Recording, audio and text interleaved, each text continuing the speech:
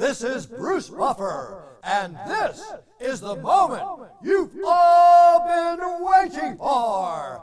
It's time for the MMA-Holes!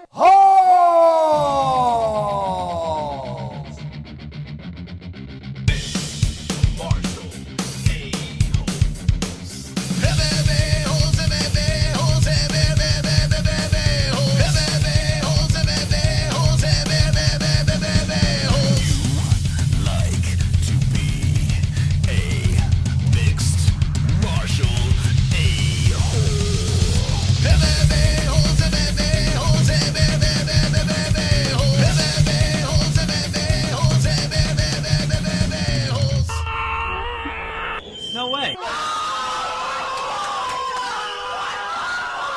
From the Sanoxie 1.5K King Studios of Arizona,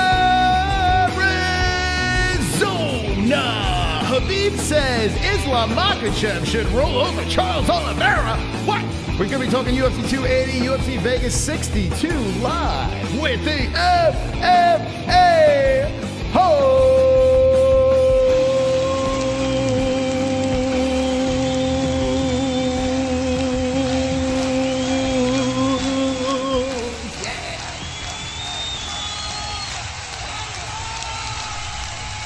Be seated.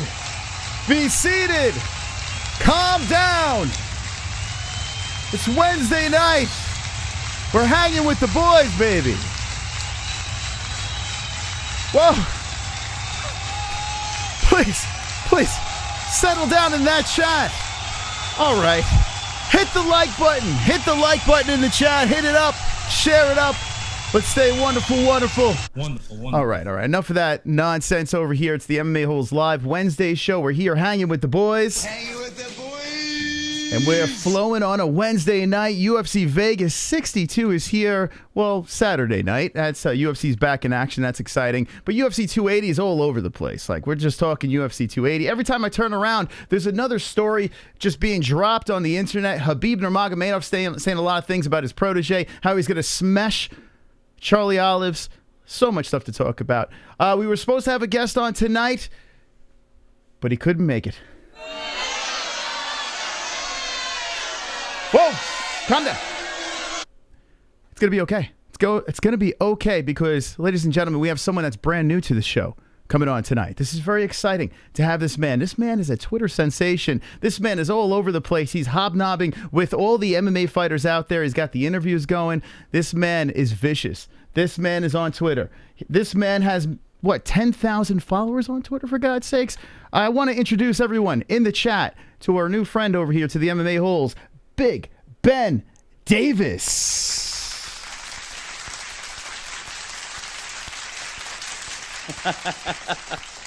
Wow, Ben, how you doing, bud? I'm fantastic. I'm fantastic. And I gotta say, I told you this before air, dude, this is like the most fun intro to watch of all time with the transitions. I'm sitting here going like, shit, I gotta up my production value.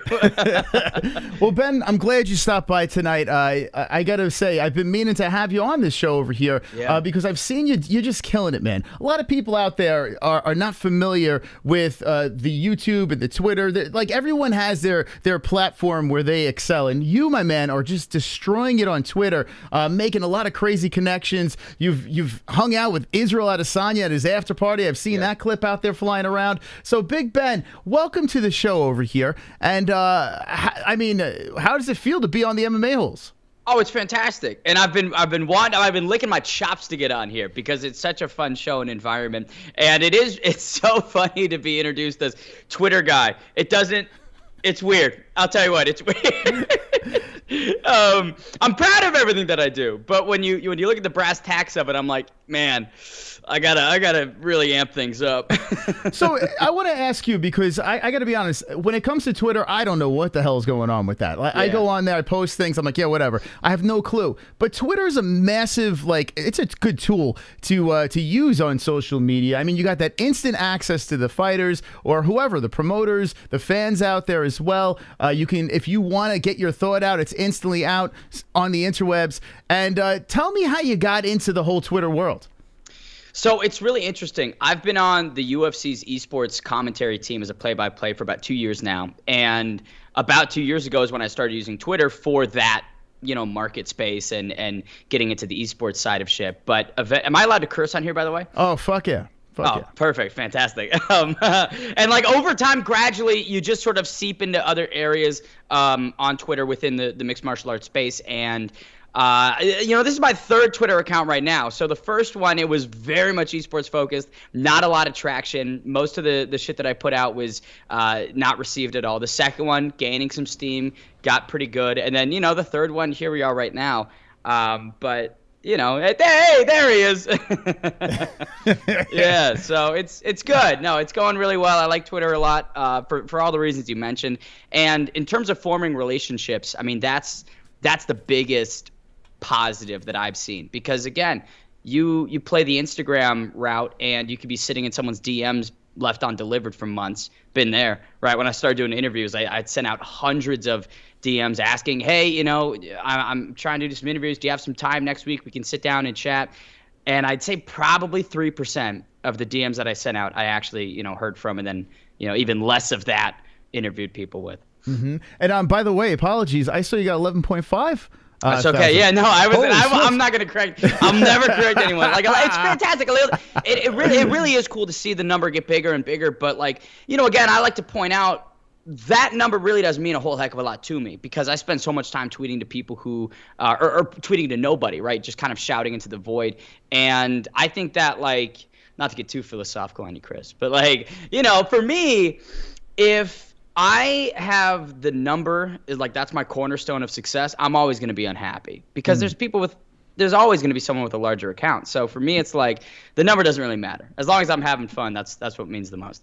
That is very important. In the beginning of doing this YouTube channel, I was chasing subscribers. I was losing sleep, and I was like, how do I beat the algorithm? It's how do terrible. I do this and that? Yeah. And then you realize it isn't worth it. It really isn't. Once you build a core of an audience or a fan base or whatever out there, you could build off of that. And I used to get frustrated if 5 people were watching, but then I would say to myself, 5 people in a room, 10 people in a room, 20 people in a room, that's a lot of fucking people. Like when you see that number and you don't think, you're like, I could do better. People have thousands of people following and watching.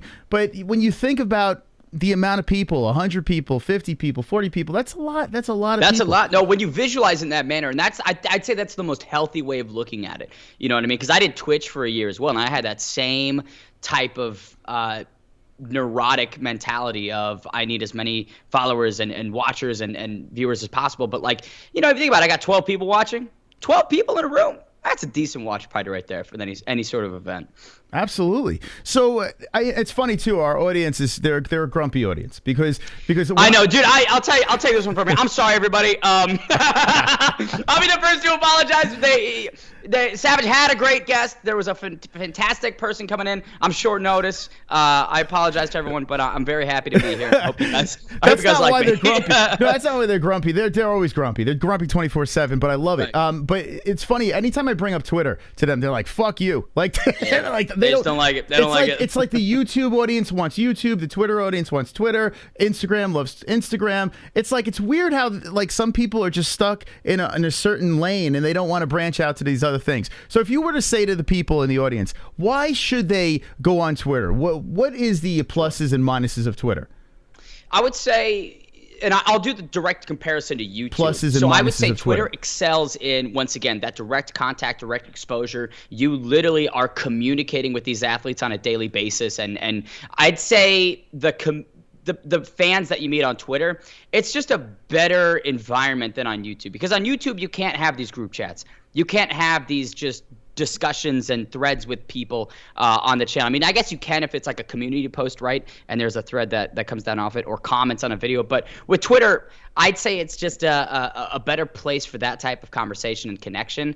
Downside of it, and I've seen this in the comments already, you could waste your life on Twitter as well. So, you could just fall into a rabbit hole of scrolling and following and shit like that. But, for me, I've personally found that it's my favorite platform. Mm-hmm. Instagram doesn't really connect with me. The YouTube, I mean, I've got one and I use it and I upload, but a lot of my focus is, on Twitter and the people and followers that I have on there. Yeah, it was working out great for you. I'm looking through like some of your videos, and like the first thing that it really caught my eye is like the crew of Booger Beard and Mac Malley, and you've kind of latched in with those guys over there. They're killing it on Twitter. And the story of Booger Beard, which I gotta be honest with you. At first, when I saw this Twitter stuff, some people in our community was like, "Yo, you got to get into it." I'm like, I don't know if I'm into this stuff. But when I saw the Booger Beard thing, and then I started looking into it and seeing what this guy has done and how he's been cool with Israel Adesanya, and here you are hanging out with them, and you're at the after party, the whole deal. I want you to walk me through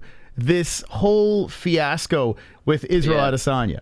So I'll tell you about the UFC 263 story. It's a really funny one, and I should not have been there at all. Let's start with that. I should not have been there, but I knew Mac. I had done some streams with him because he does MMA on Point. He does their Twitch streaming. And so we've streamed a little bit, and I knew he was at the event, and I was like, let's all organize and take a photo. So during UFC 263, I meet them, and we take a photo, and it's a lot of fun, and we're interacting a little bit. And then I go back to my seats, and I thought that was going to be it. Afterwards, the event's over. Izzy defends the belt against Marvin Vettori by, decision. And I go to Dean Thomas's after party. So Dean Thomas was having this meet and greet, and I was the only person that showed up, which I felt really bad about. Like 2 hours in, man, it's just me, Dean, and then this guy I'd met at the bar who I looped in. And Dean's fantastic. Dean was an amazing guy, and I love chatting with him, but I wish more people came out for the meet and greet. So it's about midnight at this point, 2 hours after hanging out with Dean. I'm like, I bought tickets to this Israel Adesanya after party. I got to go to it. So I'm walking out into the parking lot, and who do you fucking know shows up in their car? It's Mac Malley and Booger Beard. And they're like, where are you going, douchebag? And I was like, oh, I was going to go to Adesanya's after party. And they're like, no way, that's where we're going. So we all, we drive separately, but we all get there at around the same time, and they're at the back of the line. And what you got to know about Adesanya's after party is it was at the Varsity Tavern, which is in the heart of Tempe, Arizona. That's college town, baby. That's ASU. And at the time, I was going to ASU, so it was about a block away from where I lived. And these guys are, late 20s, early 30s. So we're at the back line. They're like, how the fuck do we get in? This isn't really our scene. This isn't our crowd. And I go, I got a bright idea. Because I'm wearing the blazer and the turtleneck and everything, I was like, I'm going to pretend to be your guys' security guard. So we walked to the front of the line, and I talked to the security, and I'm like, hey, these guys are friends with Adesanya. You should let him in. And the guy checks the list, and sure enough, they're on the list. Because, again, the context for it is Izzy brought Booger Beard Mac, Booger Beard's boss, to the event. So I'm thinking there's no fucking way that these guys aren't on the list. I bank on it. Boom, it pays off. We get inside. And they didn't even check my ID. Again, like, I'm a youthful-looking dude, I think. I would have checked my ID. But because I was playing security, they didn't. So I was like, perfect. This is working out well. And I run that gambit once again inside Varsity out because we hang like, yeah, boom. This is right where we're at. Izzy's got security to sort of right behind where Mac is to the left of this scene. And I go up to these security guys, and I'm like, hey, these guys are friends of Adesanya. And I thought it was going to be the same thing. They just let him through. There's no problems. But what I didn't anticipate was the security guard going, hey, Izzy, come over here. Do you know these guys? So Adesanya walks over, and he's right in front of me. And he sees Booger Beard, and he's like, dude, that's my guy. Come on in. So Booger Beard goes under. And then I dap up Izzy. I'm like midway through shaking hands with him. And the security guard puts his hand on my chest, and he like keeps me out. And dude, that was the most stressed I've been in a long time. I'm like, handshake with Izzy, security guard holding me back. And Izzy like leans over to Booger and he's like, are these guys cool? And Booger Beard was like, yeah, they're with me. So then we go under and we have a great night, and it was a lot of fun. I actually went to the hospital later that night, which was interesting. But this video is hilarious. It was funny. I was going through your Instagram before you came on, and I was, dude, I was dying. You're just trying to say cool behind. You're like fucking Israel. Dude, just trying to play the security guard role. I was like, I was so committed to the bit of being the security guard. That is fucking amazing, man. And so it's funny. My co-host, my wife, she's coming on in a little bit. She's like a massive Israel Adesanya fan, and anytime anything happens that's controversial in our chat, it goes wild. I go back and forth with her on it. She's always defending Israel. But since you had the pleasure of being in the same room, breathing the same oxygen as the middleweight champion, what's Izzy like? He's a really nice guy. He's incredibly kind. He made time for everybody that was there. And, because there were a number of other UFC athletes that had competed on UFC 263 that were also there. You had Paul Craig, you had Jamal Hill. I believe Matt Frivola was there. Leon Edwards was there. And none of them were as personable as Izzy. You know, because, you know, when Booger Beard Mac and I went over, Izzy spent a good 5-10 minutes just dancing, hanging out with us, and then, you know, making his rounds, walking up, and just having a good time. Like, he was so visibly having a great time, which makes sense. I mean, he just defended a fucking belt. Like, I'd be on top of the world. And the funny like opposite of that was Leon Edwards, bro. I remember the entire night he was sitting in one position. He was sat down, glasses on inside, and he just was not speaking to anybody. He was sat down. And, you know, I obviously have to think getting rocked by, and there, yeah, this is, oh, fuck you for pulling this up. So this was at 2 a.m. This was when they're clearing everyone out, and it was the only time that he was, like, down and around on the floor. So I was like, hey, Leo, can I get a quick photo? And he just, yeah, dude, was not even looking at it. And you know. It looks like you had a rough night. It looks like you had a good time. So you wound up in the hospital afterwards? So I wound up in the hospital. Yeah, so I get home to my apartment, and this is, yeah, it's 2:30, 3 in the morning, and my heart's pumping. And I'm like, fuck, dude, like, is something wrong? Because I've been drinking a lot. I've been pretty dehydrated, and I was like, I don't want to go to bed and die in my sleep. So I walked a mile and a half to St. Luke's hospital. I didn't want to drive because the same thinking. If I drive and I have a heart attack, I'm gonna crash, and that could injure someone else or myself. So I walk a mile and a half to St. Luke's. I do all of these tests to get an EKG done. I'm obviously not having a great time at this point in the evening. But around 6 a.m. I get discharged from the hospital, and I walk home. The sun's coming up, and I was like, that was a good night overall. It was worth going to the hospital for, I bet, right? Oh, 1,000,000%. I go to the hospital 10 out of 10 times for that story. I tell you what, that's wild. And here's the thing, Arizona. You wouldn't think any of this shit would be going down in Arizona. Like, I've been only in Arizona for 2 years. I was in New York for a while. In New York, in Manhattan, this shit happens on the regular. But in Arizona, you don't expect, hey, here's the fucking middleweight, almost GOAT. I mean, this guy is hanging out with all these UFC fighters at this after party. You're running into people in the street. You finagling your way in. This sounds like a story that's in L.A. or New York, and here you are in Arizona doing this. When you're telling your buddies afterwards, were people like, yeah, all right, whatever? Like, were people like, are you serious, until they saw the pictures? I didn't really talk about it, to be honest with you. Like, it's not a story that I tell to, like, friends or family of mine, because again, a lot of people that don't really follow MMA wouldn't get it. Like, and so it would be awkward me sitting here talking through this story if someone doesn't know who Israel Adesanya is, or, you know, if they don't really follow Twitter, they don't know who Mac or Booger is. Like, it would just be awkward for me. So the only times I ever tell the story about UFC 263 is for you know, people within, like, the MMA circle. Sure. You know, it's funny you say that, because we started this channel because of that reason. People don't have anyone to fucking talk to about MMA. Yeah, like, no. My friends at home, the same thing. Like they started watching with me, weren't as hardcore, and you know, I wanted to meet new people online that actually love the same sport. So is that how you got into this whole thing? Like, you needed to find more people that were into this? That's how I stayed around, for sure. You know, you find commonality, and you're like, all right, I'm not on Twitter just to try and promote esports and build the awareness for the UFC's esports league. Like, I was there because, you know, I made friends, and I'm in group chats, and I talk with people. And obviously when, you know, the following started going, I was like, okay, this is how I leverage opportunities. You know, I've gotten everything through. It sounds so fucking dumb, I realize this, and I expect to get roasted for it, but the amount of opportunities I've gotten through just being on Twitter and grinding my way through everything it's stupid. It's bananas. Like, I was TJ Dillashaw's public relations assistant for a period of time. Which, I got fired from it. But before I got fired, this is last year in June, his publicist reached out, and he was like, hey, I've been seeing some of your stuff online. Like, do you want to join the team? And there you go. Yeah, you got, dude, fuck you for having the Instagram up. All of these stories you already have up. So yeah, that's me and Dillashaw. I helped plan his after party when he beat Corey Sandhagen. So me and his publicist, we were working with Aria Nightclub to set it all up, and they had this original plan, which was they'd put us out on the floor, and Tyga was performing that night. So we'd just be out there, Tyga would be performing. Then the night of, they upgraded us to this skybox, which I guess was like a $10,000 increase. So me and his publicist are like, dude, on cloud nine, TJ gets the decision victory. We all show up at the same time. And I remember me and his publicist stand there, and I'm drunk as fuck, bro. Like, I'm blacked out at this event, which is not, I mean, you're like, oh, why was he fired? This might be why. So I'm like drunk as fuck. TJ shows up, and he's bleeding, and I pretend to start looking for like a handkerchief because I wanted to, you know, be a good assistant. He was like, nah, man, I'm fine. And I was like, okay, good. And that was the amount of interaction I remember having with TJ Dillashaw. Later in the night, that photo, I don't remember taking it. But I guess when him and I were taking that photo, I walked up to him and I was like, hey man, like thanks for, inviting me to this party, even though I was one of the people that had planned it.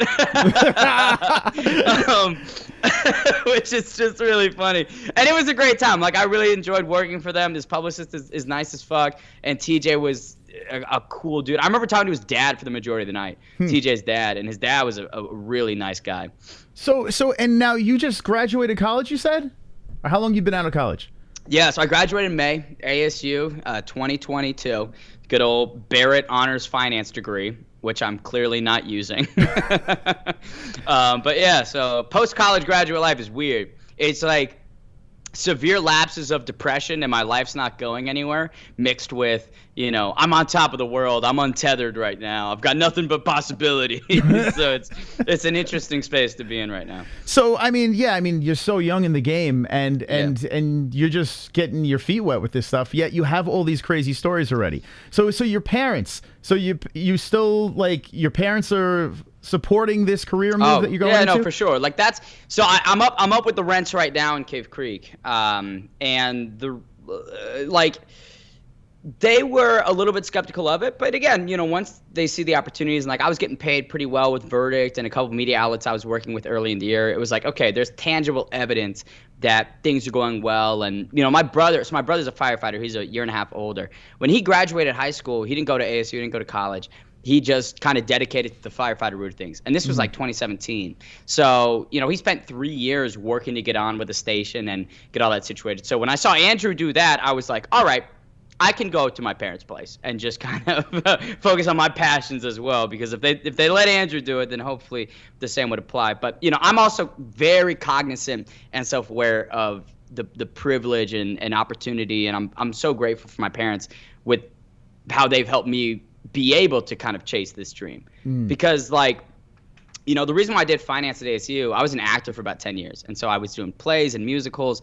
And by the time I was getting into that, in my mind, it was way too late to go to Hollywood, right? My consensus was if you wanted to do Hollywood, you needed to be out there at like age fucking 9 and get on a Disney show and run that play, because that's the only way that it's going to work. And I've got friends now that are, they're actors in Hollywood, but it's like, okay, what do? You work at Bolero.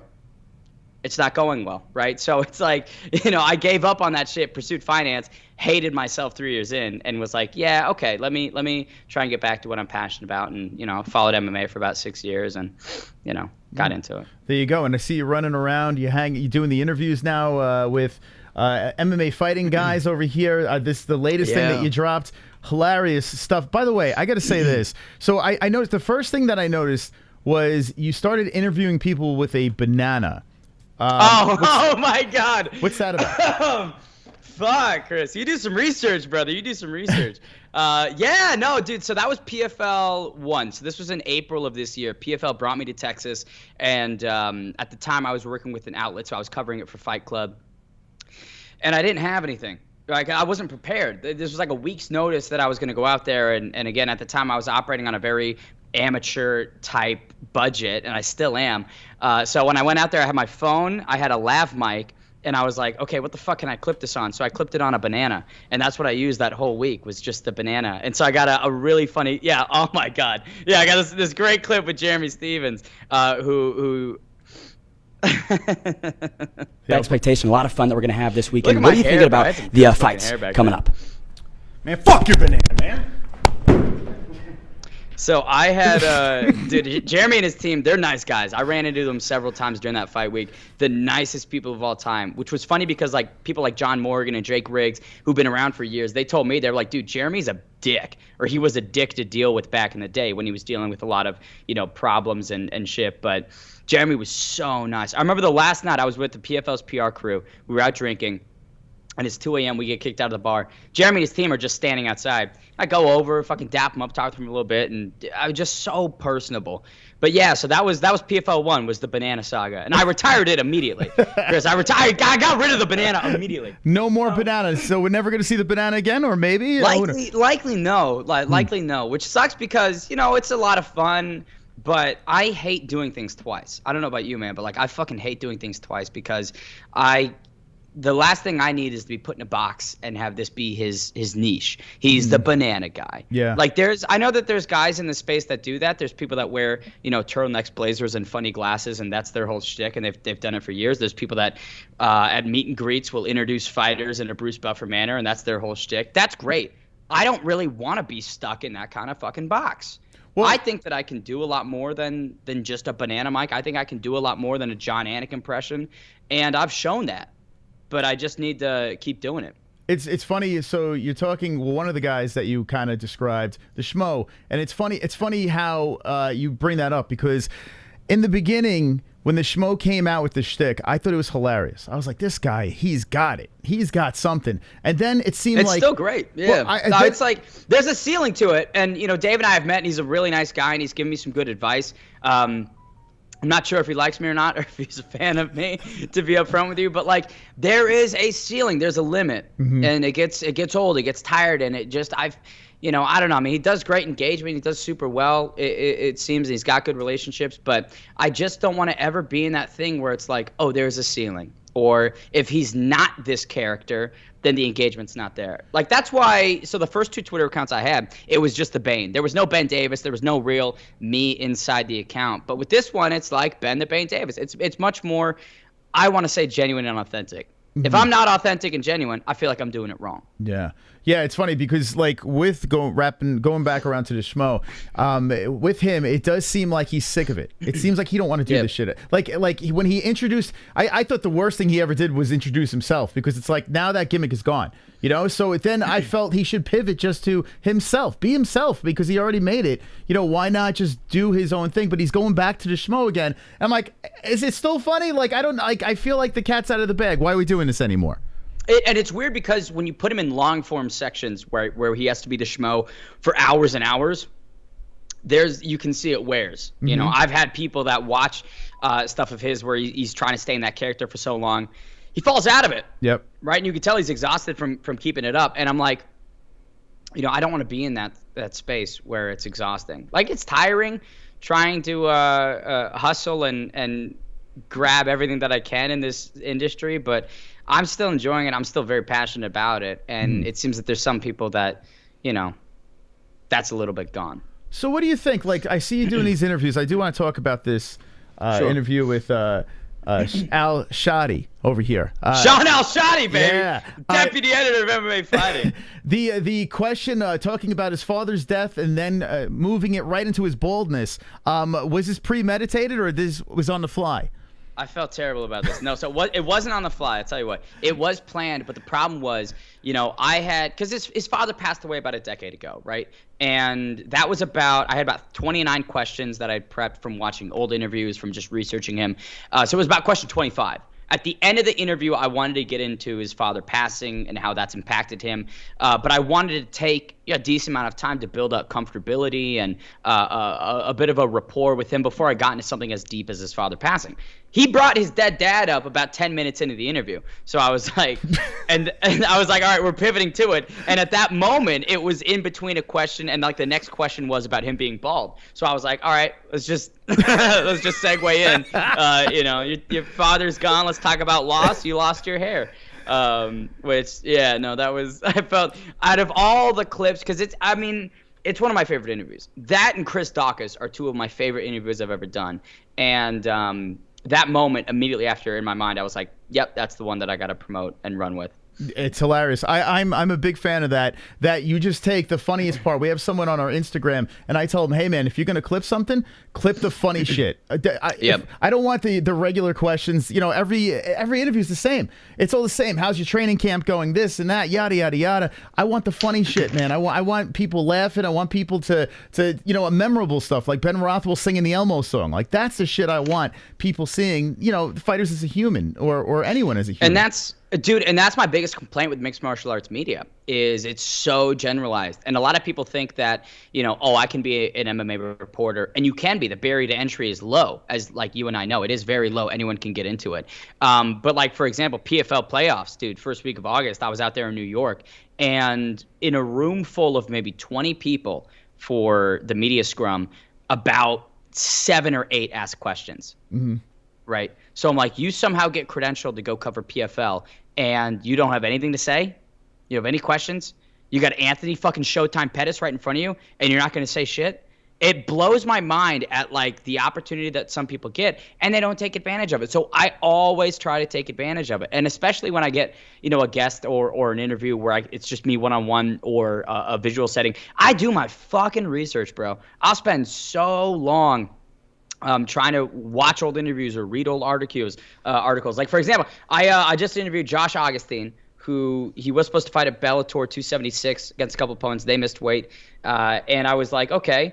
Scrolled through his Instagram, every post, right? I go deep, baby. I go all the way back. And I saw in one of the posts that they were at a graveyard, and it was his son in front of a gravestone. It was his grandpa. And I was like, okay, I can see his grandpa died in 2017. His grandpa was in the United States Air Force. His grandpa fought in Korea. I'm going to ask him about this because nobody else fucking has probably. Mm-hmm. Because very few people would go through his Instagram, would know to kind of try and find those details. That's my approach. Like, that's what I try to do. And I noticed that you have no fear with reading notes. Like I had a guy that was working with us doing press for us, and he was trying to do it off the top of his head. And I said, "Hey, bring cards." No. Yeah, dude, yeah. Literally. Don't trust it. Like, like the worst thing you can do is botch a question, and you're stumbling over your words, and you can't articulate it correctly. It's better to take a second, look down, and then read it well. Like it. Yeah, I get that completely. It's funny. I should do that with these interviews, and I don't. I really should. I know I should, and I miss shit. But I like to just fucking go on the cuff. You got the Instagrams up, so you can just see anything at any time. That's it. Yo, Instagram is like the key, baby. Like it really is. It shows everything that you need to ask these people the questions for. You know. But I do 100%. I like the fact that you do dive a little deeper. You know, you try to really do your research. I mean, when you have even media members, you're digging to see what they did before. You know, life before a media member. So that's actually pretty cool. Yeah, no, and especially with Sean, because like Sean's AZ based, right? He's in our state, right? So I saw that, and I was like, okay, this would be a really good guy to interview. He's worked within 10 years in MMA, covering it, and at MMA fighting, right? It's the best one out there, so I figured it'd be good. But no, dude, I like media scrums and shit. My favorite moments are, and just interviews in general, when I can see a visible reaction on a fighter's face where they're like, how did you know that? How the fuck did you know that? That's my favorite kind of reaction to get. I got AJ McKee with one. I've gotten Adam Norton with one. Sean, I had a couple with him. Like, it's my favorite fucking thing. And it's validating because it's like, you know, the guest. And that's why I feel the guest gets more comfortable, because it's like, man, this dude really did his homework. He did his research. He took time out of his day to find all of these details and look into me. Like, yeah, I'll talk about my dead dad. I'll be more open about the more vulnerable sides of things. That's like the exchange that I try to get. Is like, I put a fucking ton of passion into it. You know, maybe we can venture into these more vulnerable topics. It was crazy. We had William Knight on the show, and we had him talking about like how he was molested as a child, and he went deep into the dark holes of his past. And I was like, what the fuck? But it's such a euphoric feeling to get these guests to open up and get emotional, you know, and actually come around and make them laugh afterwards. It really is. It's amazing experience to talk to these people like that, you know? Oh, for sure. Yeah. Like, and I think the biggest thing is, and I think you mentioned it earlier, is like getting fighters as people, unwrapping those layers and kind of pulling behind the curtain. And if you're only asking questions about the fight, they're only going to be fighters. Yeah. You know, how's the weight cut going? What do you make of this matchup? How are you going to win? What's next? Can you predict the ending of the fight? Like, they're only going to be fighters. But the most interesting stuff is when you can get them as humans and people. And like, that's, I don't know. That's been, again, I didn't study journalism. Like, let me get this straight. I don't call myself a journalist. I never fucking will. But within my approach to like interviews and prep with that, it's always get deep, get vulnerable, get good shit. Oh, I tell you what, we drive a lot of people nuts that actually have degrees, and yeah. Fuck them. I'll tell you what, man. I got kind of a beef with people who study journalism, because it's like, you spend and I respect it. Let me get this straight. I respect it. Good for you. You want to take a serious classical education in these courses and get that background. That's great. I know so many people that study this shit that aren't doing what I'm doing. And again, I don't want to be arrogant by any way, shape, or form, but like, if you want to do mixed martial arts media, fucking do it and start getting out there and getting reps in. Don't sit in a classroom for 4 years and never interview a fighter, right? It's like, you know, for me, I see people down at Cronkite when I was at ASU, and bitching at me about their career. And I'm like, well, you don't interview people. I don't see you at these media days. I don't see you on these media calls for Bellator or PFL or these other organizations. Like, there's a hustle that I just don't see sometimes with these classical journalism majors. Doing this for how long have you been doing this for now? About 2 years. So for only 2 years. Yeah. So in the 2 years you've accomplished a lot. And who in the 2 years are you like, holy shit, that person's a piece of shit. Like, that person's an asshole. Give me a name. Come on. Oh, come on, man. I never like naming names, bro. I feel like I've already named too many names here. Would the Schmo be one or no? I like Dave a lot. Yeah. I like Schmo. I think he does good work. I think he's carved such an amazing niche for himself. So I met him at Bellator 277. I was out there in April covering it.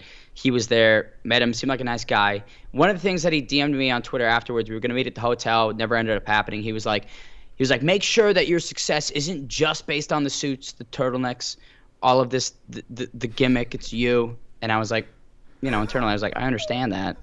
I get that. Like, I didn't wear turtlenecks for XYZ. He goes on a podcast a little bit later, and this was sent to me by a friend, and it was him sort of talking about how media members are popping up wearing turtlenecks and having gimmicks. And I was like, wow, I wonder who the fuck he could be talking about.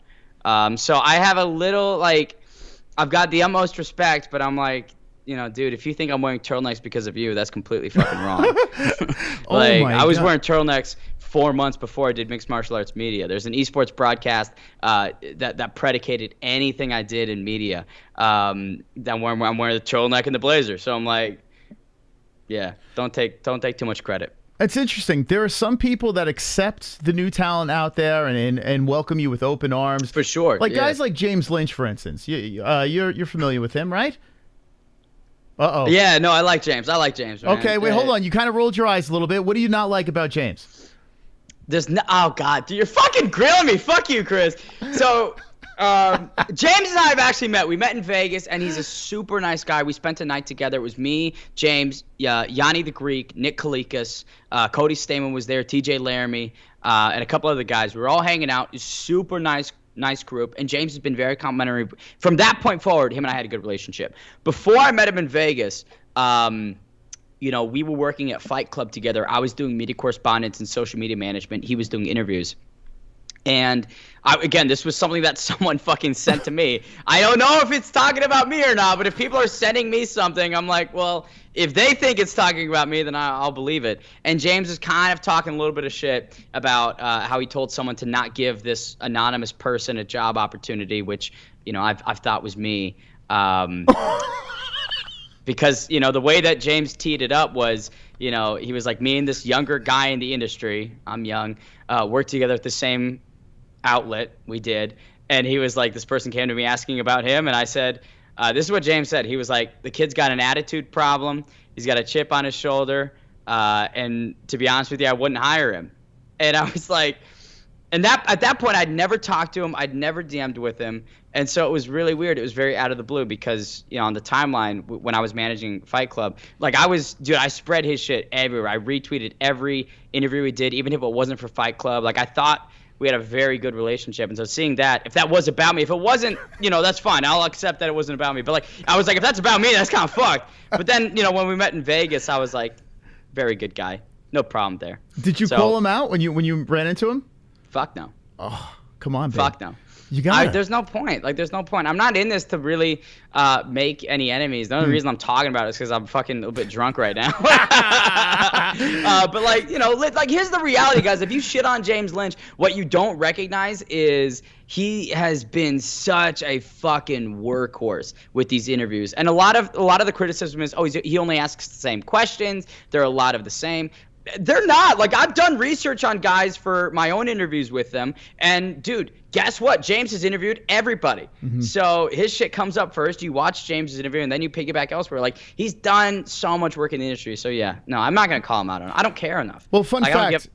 I spoke to him today, and just to get him on the show. We've had him on before. I know him for a little while. He's a good guy. Nice guy. Dude, he was so nice in Vegas. He's playing golf. That's why I was like, there's no way he was talking about me in that fucking clip, because he was a gem. But we're gonna have to get you and James on. All right, Ben.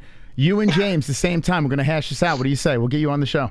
No, James and I are fine. We don't have to hash anything out. And the James and I are chill as fuck. I think unless he's got a problem, that's on him. But like from my perspective, me and James are fucking boys. Okay. All right. So you don't like the schmo. You don't like James. What about? Oh my God! Have you met Ariel Helwani or Luke Thomas? Have you met? Yes, I met Ariel. So I was there for International Fight Week. I'm not going to name names this time because he's a nice guy. But I was told, hey, come up. We've got a stream on Fight Pass. We want you to be like a roving reporter at UFC X. This was told to me about a month before UFC X took place. So the following weeks, I would reach out to this dude and I would be like, hey, man, do you have any updates? Do you have any more details? Because that's like a bit ambiguous. I need something more than we want you as a roving reporter. I need like, okay, here's the plan. You got X amount of time. Go around, we're gonna have this cameraman. But I didn't get any of that. He just kept saying that there was a meeting, I'll get more info for you. He never did. So I was like, okay, I'll just go to Vegas anyways and get my own shit. So that's what I did. And it came out great. Billy Quarantillo, very good friend of mine. He was supposed to fight around that time period, I think UFC Long Island. And he was like, they didn't invite me to UFC X. Could you hand out my headbands? And I was like, fuck yeah. So, and actually, you know what? I still got one of them right here. So I've got the Billy bands, the Billy Q MMA bands, and I was walking around handing them out. So I did that video. And then I did a video at UFC X where I was like doing UFC trivia. So if you got the question right, I'll give you $1, all that fun shit. So I was really happy with my content that week. And the last night I was there, Ariel Helwani was doing a meet and greet for Triple Pack, which is his Spotify ringer show with Chuck Mendenhall and Pete Carroll. So they started around 7:30 p.m. Now, before, like, I got there about midnight. Before I got there, that's when I was with James and, Yanni and Nick and all those other guys. So around midnight, I was like, all right, fuck, I need to go to this. I really would like to, meet the whole gang and whatnot. So I show up at midnight, and they're all still there. They're clearly tired. Pete's so fucking funny. He was very drunk. I mean, I was pretty smashed at that point, too. So me and Pete were chatting pretty much the entire time and just having a great moment. But Ariel was there, and I didn't want to bug him that much because I've got so much respect and admiration. And it's kind of intimidating, I'm not going to lie, when you meet a guy like Ariel in person, when you see him week in, week out, talking to the biggest names in the sport, doing so much that he does. It's a little intimidating, but I met him, chatted a little bit, had a very nice time. He's a super great dude. And, we've DM'd a little bit, and yeah, he's a good dude. I really like Ariel a ton. I'll tell you a quick story. I've met Ariel a couple of times, and Luke Thomas as well. Both of them I trolled very hard in the beginning of the MMA-Holes. In fact, I had Vox send out to all the media members, do not associate with the MMA-Holes.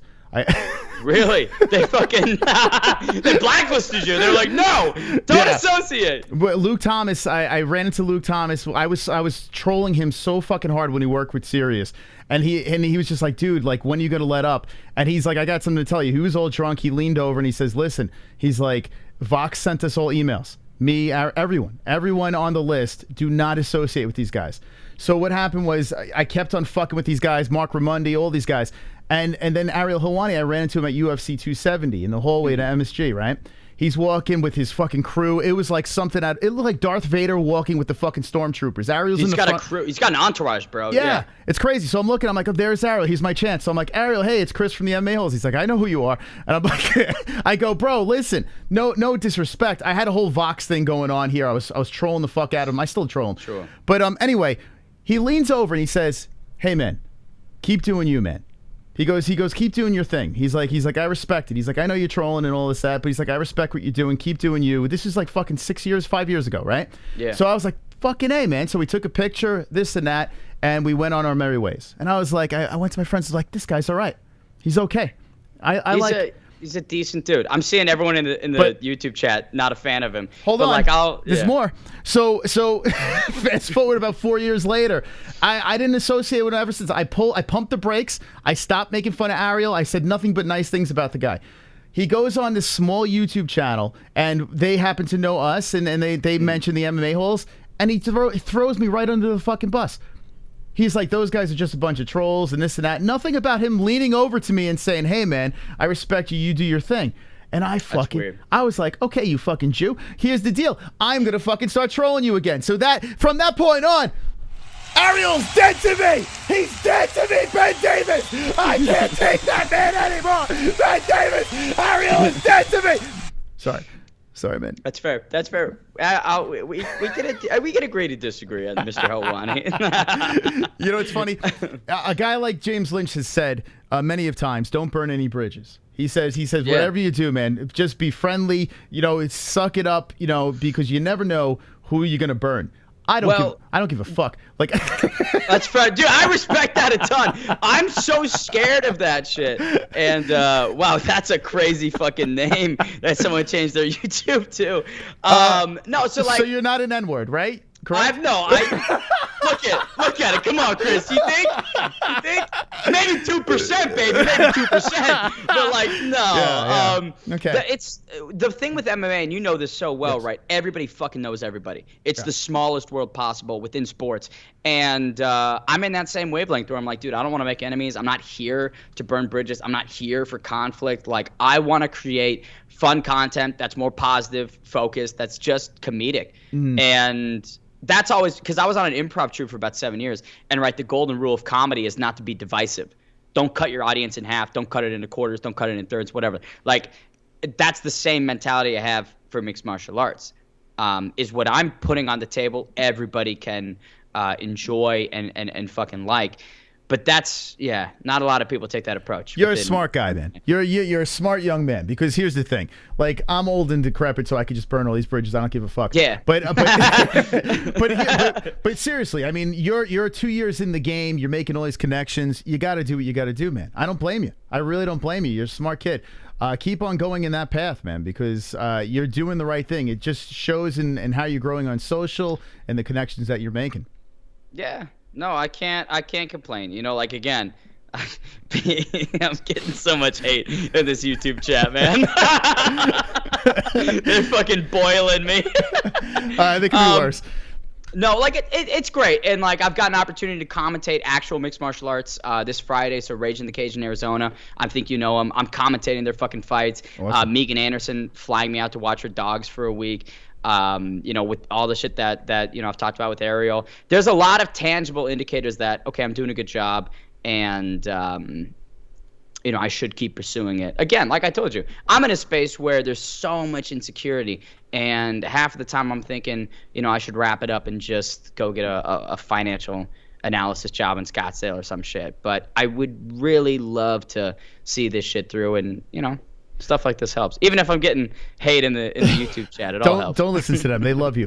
So what's the goal here? Do you have a timeline? Like, do you, like, say 5 years from now, you want to be at where do you want to be in 5 years? 5 years from now, I'd be probably like, what, 27? So I'm not sure. It's tough, man. Like, I've got benchmarks. I don't have a certain timeline. The only timeline I have for myself is the end of next year. If I don't feel like things are really moving in positive directions by the end of next year, then, you know, that's when I'll wrap it up. But in 5 years, 10 years, I'd love to do something like Inside MMA with ESPN, bring that show back. I think that there's a lot of legs on it. It's got a cult following. Something within the UFC. We'll talk about it off here. That's all I'm gonna say. Okay. Something with the UFC would be great. And commentating opportunities, more media, something like with Ariel, right? The MMA area. I'd love to do something like that. I feel it'd be great. I've got this little show called Ben's World. We've done 3 episodes so far. It's not going great. I'll tell you what, Chris. What you've got going on right now is a hell of a lot better than what I've been trying to do. But you know, we'll see. I like to think that if I just keep putting my best foot forward, shit'll fall in. The biggest opportunities I've had have come out of nowhere. So it's so difficult to outline and say, oh, I want to be here, I want to be there. I don't fucking know. I just try to do my best. And Ben, I want to introduce you to my co-host Jesse. She just put the baby to sleep. Jesse. Hi, Jesse. Hi. So Ben, I know you're short on time and everything like that, and I could fucking talk to you for fucking 7 hours, man. I honestly wanted to talk about UFC 280, and we'll get to that in a second. Let's get into it. Yeah. But I do want to say you're doing a great job over here. I do see an alert coming in. Let me hit this up over here. Thank you. And thank you, B-Man, for being a member. So Ben, where can we find your YouTube channel? I found your YouTube channel. How could the people find it? Honestly, to be upfront with you, I don't know it's Ben Davis. It's just my name. I don't know when you search Ben Davis where it comes up. The SEO and algorithm and all that shit's confusing. But on all platforms, it's just at Ben the Bane Davis. Obviously, Twitter is where I'm mostly housed and where I'm most active. But my Instagram is labeled that. If you're on TikTok primarily, my TikTok is labeled at Ben. I don't post ever. But it's at Ben the Bane Davis everywhere. TikTok, I can't. I don't know what it is. I was a TikTok ambassador for Verdict for like 5 months, and it was a good learning experience. Okay. Well, yeah, TikTok is massive. So yeah, I mean, I don't know. She likes you. Well, you like TikTok, Jess? You big TikToker? No, I don't. I used to. Yeah, like when it first, Okay. when everyone was like, when it was like a huge thing. I guess it's still a huge thing now, but when it was more of a huge thing, that I was like, oh, let me check this out, and I would sit there and scroll through the reels. But now Facebook Reels is my thing. Like if I'm checking in on Facebook and friends and family and I just come across the reels, I sit there for like 20 minutes just scrolling through stupidity. It absorbs you. Yeah. It's crazy. And that's the thing is every social media platform is moving towards reels and live content and short clips. Yeah. It's kind of bullshit, I'm not going to lie, because everything's homogenous. There's no differentiation between Instagram or TikTok or Twitter is moving in this direction where it's just all shorter clips. That's what gets the most traction. That's the algorithm pushing it. Yeah, because I feel like everybody has such a short attention span now. So anything that can grab your attention for about, 30 seconds or less, and then you move on to the next thing and it's completely different content, it's right up everybody's alley. I don't know, man. I like the long stuff. Like I usually have a short attention span, but if it's fucking funny, I'll sit there. And your USADA bit, I laughed my ass off. I made her watch it. I was like, you got to see this shit. That was so fun. I'll tell you what, like I fucking botched the marketing on that to an incredible degree. It's almost funny how bad I marketed it. Because I had this idea for weeks, man. I was like, Dale Rumi, it's a dumb fucking name. He's a USADA collection specialist who has a piss fetish. That's such a good premise for a bit. But, I completely botched the marketing and the execution itself. I was like, I didn't really love it. Was way too long. That's my biggest problem with it. It was way too long. I could have shelved most of that interview content and then focused on, the last bit with the samples and shit. And then when I was putting it on Twitter, I just put the interview bit out. So people are like, oh, this is it. And they never even followed through towards the sample segment, which is, the majority of the joke. So I look at that and I'm like, as a learning experience, I fucked that one up. Well, yeah, premise. We got to talk off air because I tell you what, man, that whole bit thing, I definitely want to collaborate with you on that. I mean, it's fucking funny as hell, man. We'll definitely move traffic for that. And if you don't know Ben Davis, go follow him. Ben the Bane Davis. This guy is a funny son of a bitch, and he's talented with his interviews as well. He's the jack of all trades. Are you like a Saturday SNL fan or something like that? Have you followed comedy or any of that? Oh man, when I was younger, I loved like Phil Hartman, Chris Farley, Will Ferrell's stint on SNL. Like that was because, my dad would show me and my brother all these old SNL clips. And so I fell in love with that style of comedy. And like nowadays, guys like Shane Gillis or, other comedians I'm big fans of. And like I said, I was on an improv troupe for 7 years. I was considering going deeper into that route of acting and yeah, no, I fucking love, not SNL these days, but SNL of the old, that shit was key. I think comedy and mixed martial arts work so well together. And I think fighters are starting to figure that out too. They're like, what the hell's his name? Fuck, I can't remember his name now. Big black guy. Just help me out. Kevin Holland? Lewis? Not Kevin Holland. He's funny, but the other guy. Derek Lewis? No, hold on. Keep on naming black guys. Funny. He has a dad. keep on naming funny black guys. We're through all of them. Help me out in the chat. He's got a dad bod. He's hilarious. He's a light heavy. Not Derek Lewis? Not light heavyweight. Jamal Hill. Jamal Hill. Jamal Hill, yes. Come on. That guy's funny. That guy's good. His short clips are fucking gold, man. That's right. Yeah, I think comedy and MMA works out really well. We got something from Mike H coming in. Wonderful. This guy, Mike H over here. Can you order me a banana cream pie, please? Banana, banana, banana, smiley face, smiley face, smiley face. You would like a banana cream pie, Ben? Might have to get him one. We might have to serve one up. I'll tell you what, one of the last stories I'll give you. I worked a day at Wetzel Pretzel. So I worked a singular day at Wetzel Pretzel because I thought it'd be funny to go through the whole hiring process. I had an interview with like the regional manager and the fucking person. And then I showed up for one day I did the whole training. I stole about $40 worth of pretzels when I clocked out, and then I quit the next day. I was teaching a class at ASU, and before I taught, I was emailing. I texted him and I was like, "Hey, I think I'm done." Oh my god! And you got all the pretzels and ran. That's good for you. All the pretzels, yeah. You're a smart man. All right, who you got? UFC 288. I see. First of all, I see Khabib Nurmagomedov. Have you been keeping your eye on Khabib, what he's been saying? And he's been talking a lot of shit, and he's very confident about his Makhachev. What do you say? Of course he's confident. You know, the Eagle has got to be confident. But the reality is Khabib Nurmagomedov is not fighting inside the octagon. It's Islam Makhachev. Makhachev's not tested against elite opponents. Charles Oliveira is. You look at the rest of that top five, DuBronx has finished fucking all of them. Oh, you want to talk about Beneil Dariush? Dariush been on the sideline since May of 2020. His last fight, Tony Ferguson. I love El Kukui. Let's be real. He's past his prime. That win doesn't fucking mean much these days. So Islam Makhachev, not tested, not really against that elite caliber. You think I'm picking him against Charles Oliveira? In my opinion, still the fucking champ? Fuck you. It's all DuBronx in this house, baby. Wow, so you're going with Charlie Olives. You're with my co-host over here. What do you say, Jess? Yep. Yeah, I mean, she thinks it's a no-brainer. No brainer. It's kind of not hard. I feel like people are completely underestimating him. Interesting. And I'm on the other side. I'm going Neckbeard. I think Neckbeard's going to fucking ragdoll him. I don't know why. I just think it. I was going to ask based on what, but if you don't know why, that answers that question. It's a fucking gut instinct, and I respect you for taking it, Chris, but you're going to be wrong.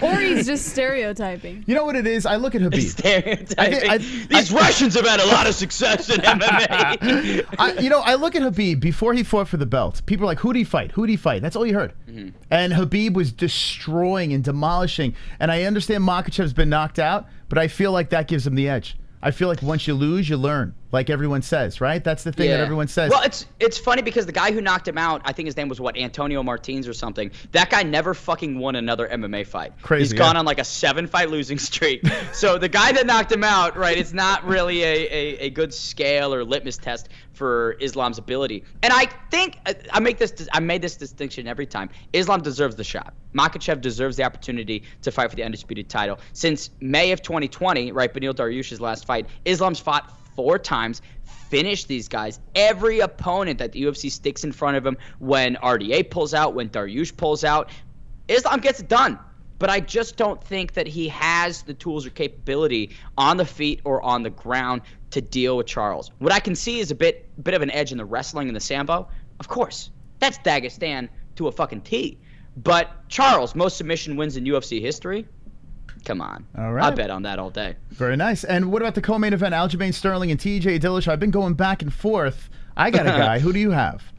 Obviously, given my history with Dillashaw, you'd think I would side with the former champion, but I'm gonna go with the Funk Master, baby. Let's go, Aljamain Sterling. Put all in on my man Aljamain. I think that he's just stronger. You know, he's put in so much work, strength and conditioning wise. I think he's been tested more frequently against better opponents than Corey Sandhagen. Let's look at the brass tacks of it. In my opinion, Dillashaw didn't beat Sandhagen. That's been his one fucking comeback fight. So older, potentially off juice, on juice, we don't know Dillashaw, against Aljamain, best in the world Sterling. Yeah, I'm going to go with Sterling. I can see a scenario where the striking of Dillashaw is way too much and Sterling gets put out quite easily. I can also see that, but I think this is a tall task that the former champion TJ Dillashaw is just not ready for. Jess, who do you got in this? Dillashaw. Pillashaw. Ooh, Pillashaw. She's Fair. going. I tell you what, I was going TJ all the way up until like last week, and I switched to Aljo. I'm with you. I think Aljo is just too.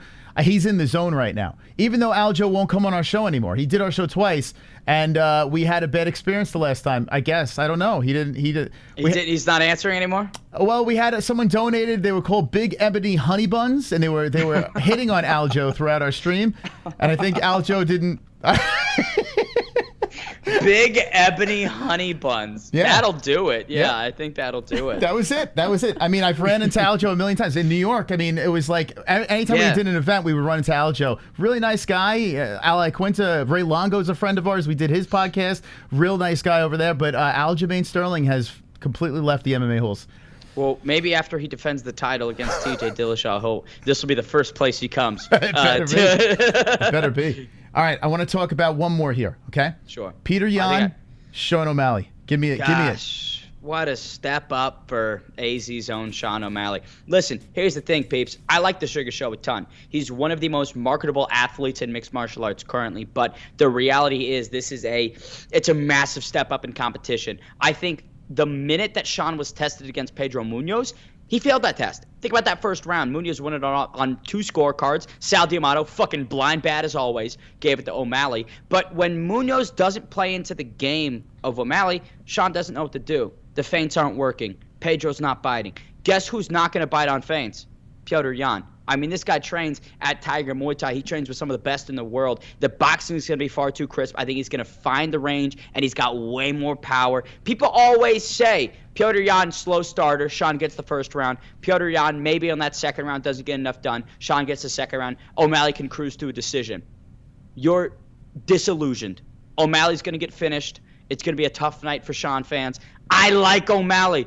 Do not get it twisted in any way, shape, or form. I like Sean a ton, but Petr Yan gets it fucking done because this is way too big of a step up. Everybody that Sean fights typically is not in the organization the week after. So you're telling me that's going to get it done against one of the best, if not, again, arguably still the best in the world, Petr No Mercy Yan? Get the fuck out of here. Ooh, I like that. A lot of people agree with you on that one. And Jesse, what do you think in this fight? Petr Yan, baby. Jesse agrees. Guess what, Ben? Guess what? I'm going with the clown. Oh, I'm going with the fucking clown. You know what? A lot of people are yelling at me and screaming at me because I know the logical pick is Petr Yan, but I'm telling you right now, this guy, Sean O'Malley, he's got a chip on his shoulder. He looks like a pepper shaker with that fucking, that Abu Dhabi outfit on. You know? As he should be. He's a fun motherfucking guy. I like Sean O'Malley a lot. He is so marketable, way more so than Petr Yan, in my opinion. But you look at just what the abilities these guys bring. Petr Yan has dealt with Corey Sandhagen effectively, which in my mind is almost a better version of Sean O'Malley. O'Malley, his best highlights, Wineland, Almeida. These guys are way past their primes on tough losing streaks. The second he gets tested against Munoz, he doesn't really have a ton of answers. You can dick about that second round all day long. There's not a lot to really extrapolate from it. And in a 3-rounder, it favors Sean. Right, that's the common consensus. 15 minutes, that favors Sean over 25. But I feel like Jan's going to make a statement. That's just my perspective. I have this weird thing with pressure, right? And I feel like Petr Yan is going to experience way too much pressure. Coming off the loss at Aljo, I feel like Sean O'Malley has nothing to lose.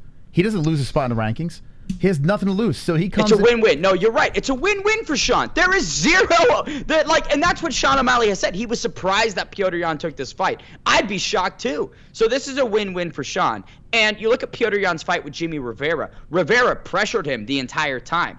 Jimmy Rivera won most of each round until the final 30 seconds where Yan would drop him, reverse it, and then land some strikes. So I could see a world. I'm not saying it's, 10 times out of 10 times, Yan kills him. But I can see a world where O'Malley does get a decision. It's just unlikely because I feel, same thing with Islam Makhachev, he's untested against the elite. Petr Yan is.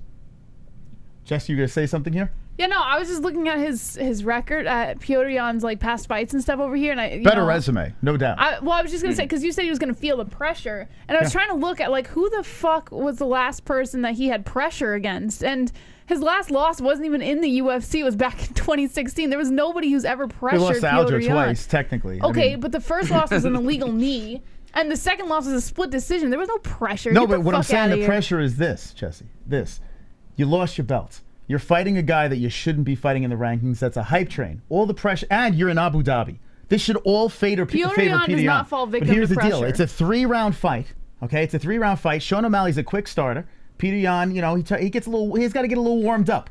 You got Sean O'Malley, the clown hair, the long reach. He's gonna fuck up Petr Yan. I say a decision. Oh, I say a 3-round war. Sean O'Malley gets the judges to go his direction. Sean's a great first-round fighter. He's got some of the best and fastest speed at that division, but the traps that he's laid for previous opponents that those guys have fallen into, I just don't see Petr Yan falling into those same traps. right? That's what it comes down to, right? You catch Wineland, you catch Almeida, you catch some of these other guys that aren't cut from the cloth that Petr Yan is. Again, yeah, picture Moutinho versus Sugar 2. I like Chris Moutinho, but that displays the problem with Sean O'Malley.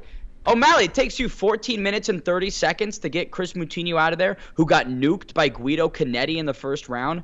43-year-old Guido Canetti. That's not a big testament to Sean's skills. So I think that the highlight reel knockouts and moments that Sean's had, he's not going to have opportunities to do it here. He's going to get cloistered. He's going to panic. He might gas out. And I just see Yan finishing it before the bell. By the way, Guido Canetti in his last fight won me a lot of money. That guy's unstoppable right now. I was really sad about that. Randy's a friend of mine, and it was really sad. Randy's, yeah, I mean, a lot of people were rooting for Randy in that one, and yeah, I don't know. It's a good kid, but like, you look at it, it's like 3 straight losses. Yeah. You know, getting finished in each one. There's a lot of thinking that Randy needs to do. I think at this point, and you know, whether or not he's the caliber of UFC or not, that's a big question. I can't fucking answer that one. I think that he is. I just think that he's a young guy, and he's just had a couple poor showings. Isn't it weird once you start building relationships with some of these fighters, especially when you see guys coming in off the regional scene, and then they start taking a couple of losses in the UFC? It is, it's like a kick in the nuts. Gut-wrenching. Right? I'll tell you what, bro. Dude, when Billy fights, Billy Quarantillo, it is the most stressful thing in my entire life. It's so fucking stressful. I bite my nails. I hunch over. It's a bad fucking Ben the Bane scene. Davis. I'm heading up in December to get some content with him during his fight week, and you know, him and Frivola and all the boys. And I'm just like, anytime Billy fights, it's fucking stressful. I bet. And Jesse, this man over here, you didn't hear the story, but you could run it back. This man smelled Israel Adesanya, Jess. He smelt him. And Ben, what did he smell like? He smelled good. I mean, I was drunk as fuck, but I think he smelled good.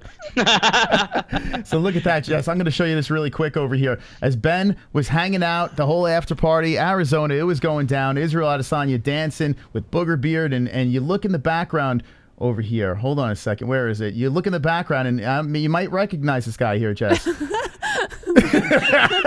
What are you doing back there? I was impromptu security. I pretended to be a security guard for a couple guys who had been invited, and I snuck my way in. If I gotta be honest, if I saw someone standing back there doing this, I might wanna call security on them. He's security. That's fair. Jess, come on. Anyway, no, it's funny. The turtleneck and the blazer gets you a long way. I'll tell you what. It does. And hold on, I got one more donation coming in here, and we're gonna let you on your way. I know you stayed. You didn't give me the. Did you give me the sign? I don't know. I didn't see. No, I've been scratching my nose all fucking broadcast. A minute in, I was like, you know, so I don't wanna. Yeah. Hold on a second. Does O'Malley get a title fight if he beats Yan? What do you say? O'Malley get a title fight if he beats Yan? I don't know. I think maybe if Dillashaw beats Sterling, potentially. I don't know. Yeah, actually, scratch what I just said. Yeah, fuck yeah, why not? There you go. That'd be funny. There you go. Well, listen, Ben, we kept you on way longer. I appreciate you coming on. You saved the day. You're a hero. Hey, least I could do. Appreciate everyone in the YouTube chats. I hope I was a good replacement. And you guys enjoyed it. I enjoyed it. I had a good time talking to you. And I do have to catch you off air one of these days to chat up because I have some ideas. Yeah. Let's get it going, baby. Let's get it going. All right. Well, Ben, now's your time. Do you want to say anything to the chat? You want to field questions from them before you go? You want to get the fuck out of here? What do you say? Yeah, let's take a couple minutes. I'll field some questions or some hate. I'll respond. I know the street guru has been kind of railing my dick the entire show. Well, in fairness, he hates us too. So. Yeah, he doesn't even like you guys. us. Oh, so he's just a troll. Okay. Yeah. That's fair. I saw some of the comments and I was like, that's mean. Okay, let's see here. You absolutely suck. That's nice. Let's see. Best of luck to you and the banana over there from Damn Savage. I might have to bring back the banana. It seems like everyone's getting a kick out of it. Again, I haven't wanted to bring out the banana, but maybe I have to. Does the turtleneck make you feel safe? They want to know. Oh, absolutely. That feels so. I'll tell you what. Doing International Fight Week with the turtleneck and the blazer was the hottest experience of my life. It was fucking. My back was sweating. It was north of 100 degrees in Vegas. It was not great. I hated it. Let's see. Ask how big is pack. How big is your dick, Ben? You have a big dick? You know what? I got a slightly above average size. You know, I'm Not a bad. smaller dude. I'm like 5'7", 5'8". So when I look at my dick size, it's good. I like to think my performance overall, because you think about sex, it's a holistic thing. It's not just your dick. You got 2 hands. You got a mouth.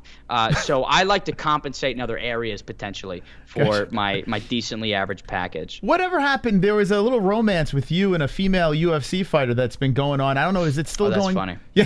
Is it, with Diana? yeah. Is that still going on? So Diana's a good friend of mine. It's always been a joke. Like we just play it for jokes. So I was supposed to commentate an event in Canada. I was flown out to Niagara to commentate this show called Tarps Off Fight Club. And Diana was going to be one of the color commentators. So her and I were just like communicating back and forth for the months leading up to it, just getting to know each other, chatting, calling here and there. And the event fell apart because of COVID. But like her and I, we just got on so well that from that point forward, we always stay pretty close. So she's always been a good friend. It's been hilarious watching you guys and all the fighters jumping in on it as well. It's been really funny. I did see the thing with Chris Curtis was funny, where Chris, the tattoo or whatever. That was hysterical. Yeah, go check out Ben on Twitter. Anything else in the chat you got to say to our man Ben over here? Gosh, was it just the one day with Megan Anderson? No, she brought me out to watch her dogs when she had to go to LA. You got to be flipping my pancakes, Ben. If you want me to, I'm pretty good at making breakfast.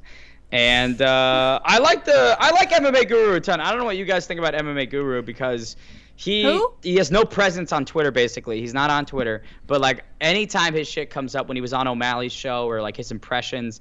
I like MMA Guru, so I don't know if this. I highly doubt it's that same dude. I don't know who you're talking about. Yeah, I don't know who that guy is. Do you know him? I don't know. What's his name? Yeah, I don't. Is he on YouTube? Where is this guy? Where could you find him? MMA Guru. He's exclusively on YouTube. Oh. Yeah. Oh, okay, we got to check him out. Is he? Oh, yeah. I don't know. We haven't heard of him. You guys, what? You don't know who MMA Guru is? You just have the weird random troll? Yeah, I don't know. I have no idea who he is. I don't know. Is that paralyzed guy? Is that? Yeah, he's the guy that does it in his shed in like a wheelchair and he's paralyzed. Oh, okay. No, he's a funny motherfucker. Oh, is he? Okay, we gotta check him out. Interesting.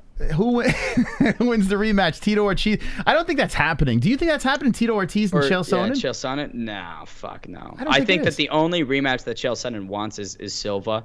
I think that's what he said is he would do it with Silva again, but anyone else, I don't think he's interested. Maybe just because Tito is such a fucking cornball, it might be interesting and it might be an easy win for Chael Sonnen at this point, but yeah, I don't think. I mean, the amount of here's the thing: you got to look at that fight announcement and Tito Ortiz going, "Oh, we're gonna fight," dude. 99% of the shit that Tito Ortiz says is false and bullshit. So why would I believe this? It doesn't make any sense.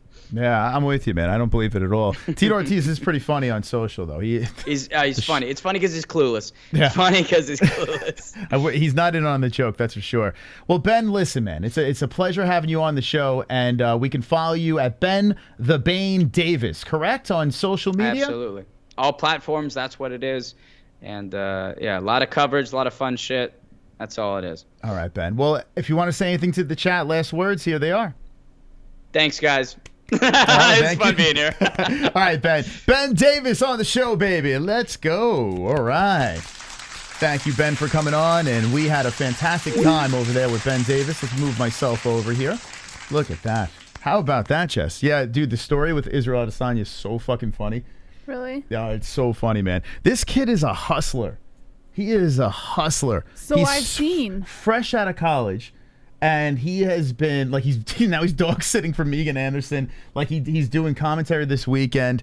He's got his Twitter's popping. All the MMA fighters are loving him. You know, all the UFC fighters and everything like that. Making a lot of connections and had some fun stories. So if you missed it, run it back. Ben Davis coming on, saving the show. We were supposed to have a gentleman from BKFC on. Unfortunately, a friend of his passed away. So I didn't want to subject him to you guys. You know. You vicious animals, you. Okay, so I do want to talk about our sponsors real quick before we get into some news over here. The show is not over. We're here in full effect with Jesse. I want to thank everyone. Thank you for the donations that came in. And if you haven't hit the like button, smash it up because it's time to talk about the stories. But before we do that, Jesse, if you could tell me about CBDX.com. CBDX.com if you want to feel good and get high and put yourself under the influence for a little while, head over to CBDX.com. This is not CBD. This is CBDX, which means it has THC in it, my friends. You must be at least 21 or over to purchase, and you must check your local state laws in order to see if this can be shipped to you. Other than that, head over to CBDX.com. Get some of your favorite hemp products, including Delta 8 and HHC, for 20% off. Use promo code MMA-Holes. That's MMA-HOLES for 20% off of your entire purchase. I'm definitely having some Delta 8 tonight. Are you? Oh, yeah. Sheath underwear. Treat your jewels like royalty. Why waste your money on generic underwear when you can slip into a pair of Sheath? Head over to sheathunderwear.com. That's SHEATH underwear.com using promo code MMA-HOLES. And while you're wearing Sheath underneath, make sure you're wearing Head Rush above. Head Rush Apparel is provider of highest quality, authentic apparel for lifestyle, MMA, and action sports enthusiasts. Head over to Head Rush with the link in the description. Use promo code MMA-Holes, that's MMA-HOLES, for 20% off of your entire purchase. And while you're wearing all this fancy stuff and getting nice and high and toasty, watch the fights at UFC and ESPN Plus. It's ESPN Plus, the link in the description. When you use our link, you're helping out the MMA-Holes too. And who wouldn't want to help out the MMA-Holes, right? That's ESPN right. Plus, link in the description. Watch all your favorite live sports. And while you're watching your favorite live sports, bet on your favorite live sports. Make a little cash on the side. Head over to mybookie.ag. That's mybookie.ag. Use promo code MMA-Holes. That's MMA-HOLES for a 100% match on your first deposit. So we were talking about it a little bit, excuse me, earlier in the stream, and Khabib Nurmagomedov is very confident. He's still speaking some smack. Now we heard Ben talk about he's going with Charles Oliveira. Jesse going with Charles Oliveira. Khabib Nurmagomedov is not going with Charles Oliveira. He's going to be in the corner of Islam Makhachev.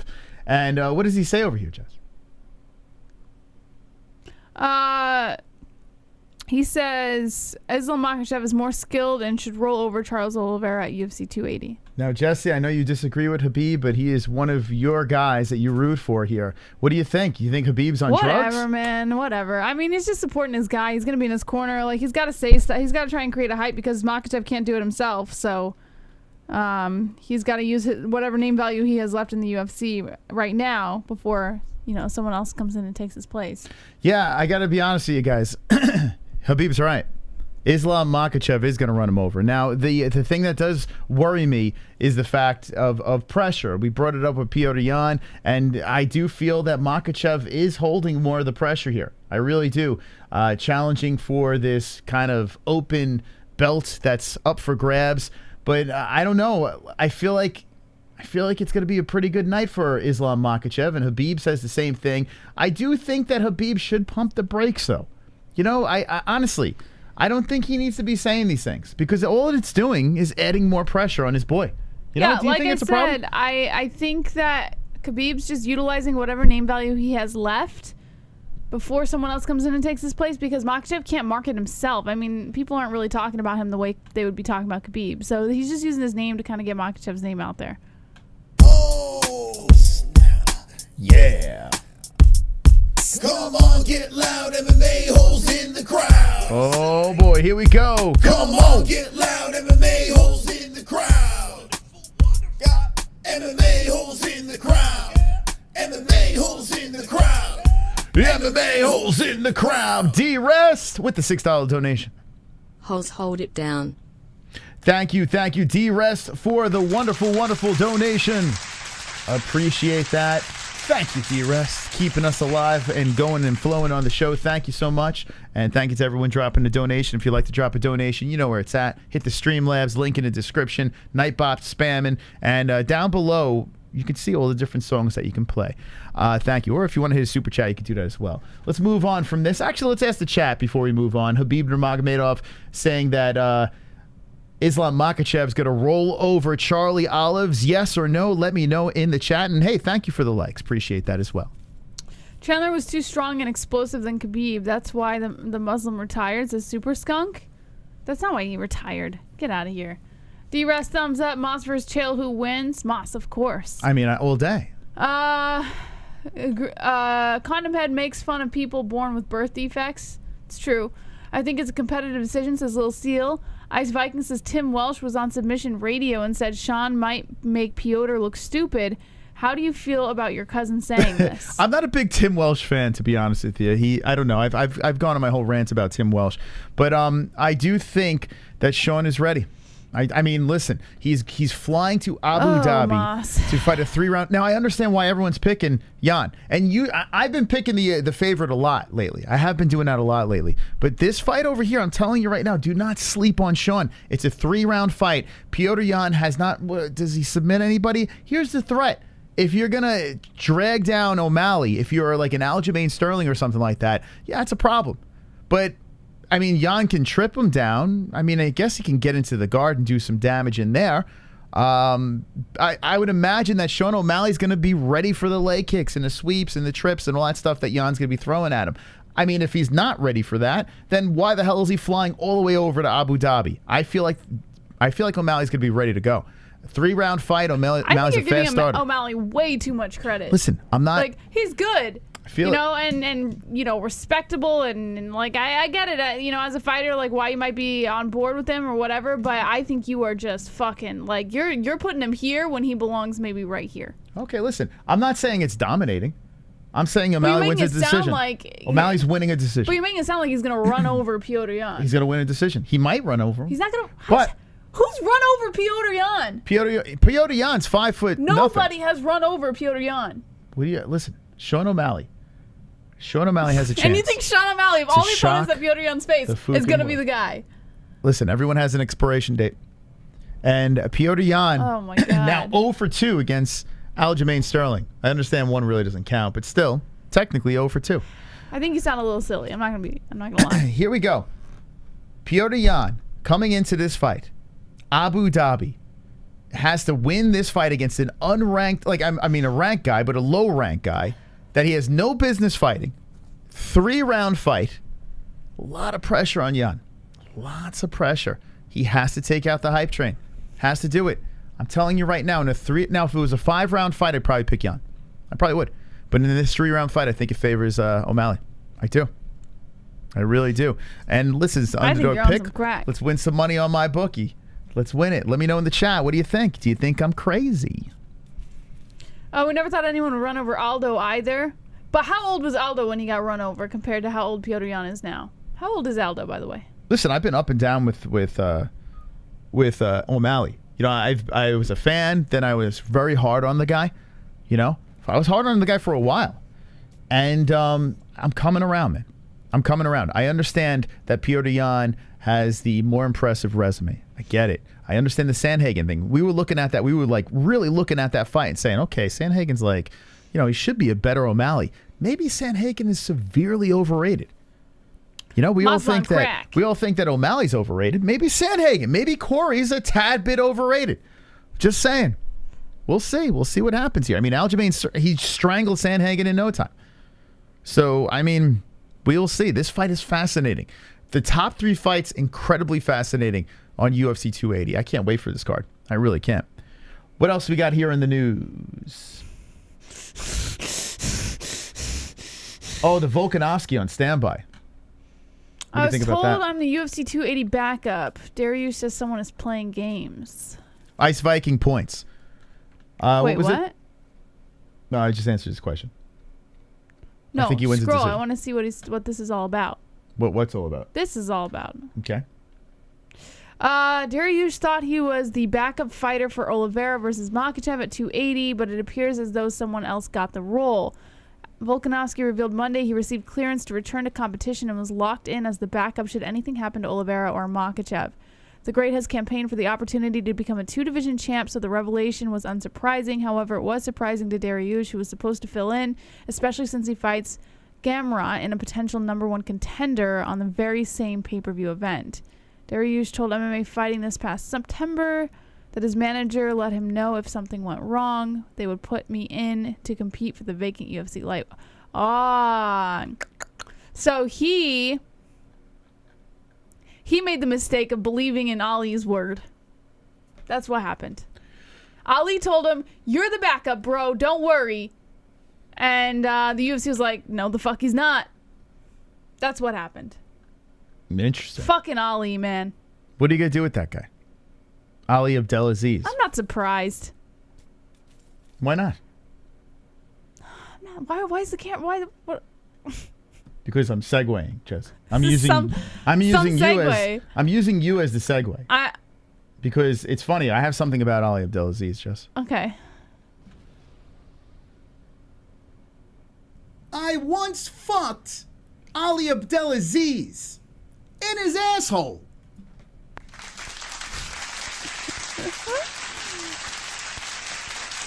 Wow, Chael, he grew a beard, huh? Well, Matt Taven is not only... Can't believe it. Okay. Volkanovski filling in. Volkanovski. Volkanovski what? Volkanovski on standby, okay, for this fight. Who would he be more likely to fill the spot of? Makhachev or Makhachev, because you know how this Khabib gang goes when it comes to missing weight. So if anyone's gonna fall out of this, are you not familiar with Charles Oliveira? He does not have the belt. Charles is not gonna miss weight. He does not have the belt for what reason? He learned his lesson, Moss. Okay. So you're saying Islam more likely to miss weight? Makhachev will be more likely to miss weight than Oliveira. Now, let me just put this on the table. This young lady is picking Charles Oliveira for the win, but she's also saying, which could completely destroy her pick, that Charles Oliveira has a better chance of making weight than Islam Makhachev. Why would that destroy my pick? Because Charles Oliveira should be the guy that you'd be concerned about. No? No. Okay. One and done. Tropical Tom. That was a horrific Chael impression. You completely left out the Ridge Wallet promo and the leg cross. Let's see you do it, Tropic Tom. I gotta be honest with you. There's more where that came from. So just spoiler alert. There is thank you, Tropic. There might be some leg crossing. By the way, I was trying when I was doing. I have so many ideas. So that bit, I just filmed a whole bunch of things with it, and I was dying laughing in between each one. And I'm trying to cross my legs. I can't cross my legs like that, like Chael does. I don't know how he does it. Maybe your nuts are too big. It's not the case. Maybe your penis is too big. I don't know what it is, but it's not any of those two things. And my legs are very skinny. Maybe I'm just not very flexible. But I was like, let me see. Scoot back. It was just me trying to cross my legs over, and I couldn't stop laughing. I'm like, how the fuck does he get his legs like a female? Let me see. I can't do it. I just Scooch know. back I and let don't me know because here's the thing. My microphone. It's a whole thing. Excuses. I gotta fix my. See, you notice this new mic stand over here? Yeah. What happened? Yeah, it's a whole thing. But I have more freedom. What muscle is right here? Your trap? This? Yeah. Right here? Mm-hmm. This fucking hurts. Like I pulled shrugs? something. No, I feel like I pulled it, and now like pain is just radiating through my chest and my back and down my left arm. It's cancer. Why the fuck would you say that? I just said I feel like I pulled something. You go straight to cancer. It's trap cancer. You have trap. You're a trap queen. I don't know. It's probably carnage of the trap. Whew. It hurts so bad, man. So what do you think? Would you rather see Volkanovski fill in for either of those guys? Yes. Actually, yes. Yes, I would. Let me guess. For Makhachev. Come on. So you want to see this? You want to see like it's an exciting like circus fight, Moss. Why would you not want to see a fight like that? You'd rather see Oliveira versus Volkanovski than Oliveira Makhachev. Yes, I would. This fight is like an orgasm fight. What kind of question is this? Makhachev versus Oliveira is such a good matchup, and you would just rather Volkanovski. You didn't ask me that. You didn't ask me if I thought it was a good matchup. So what's a better matchup? I think it's a good matchup. Okay. But would I like to see Volkanovski replace Makhachev just to see like some fun circus fight? Yes. Oh my God. The answer is yes. I thought you were bored of Volkanovski. I've never been bored of Volkanovski. I thought you like when Volkanovski fights, you're like, yeah, whatever. Like what? Now all of a sudden you care? No, okay. I don't get like, oh, I can't fucking wait for that Volkanovski fight.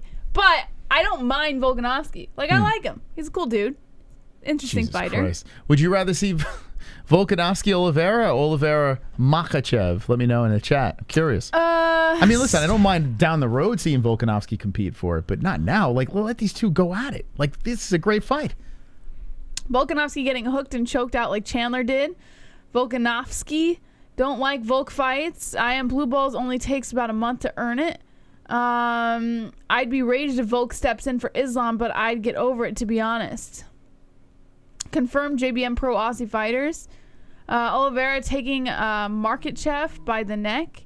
Volk versus Charles Oliveira is a great fight as well. Right? It's a good fight, yeah, but not now. But that's what you asked. Not now. You didn't say, do you think Oliveira Makhachev is an interesting fight? But you can't take it over. I can't take it over that fight. You said, would you be interested in Volkanovski replacing a fighter in that fight? Yeah. And my answer was yes. Yes. So what would you rather see? I don't know. It might be backtracking. Okay. I would rather see Charles Oliveira versus Volkanovski. Okay, stop. This is such a good fight. And just like, nah, bring in the vulture. Bring in mini vulture. Come on. What the all right, I got to move on from this. Moving on. I can't talk about this. It's a possibility.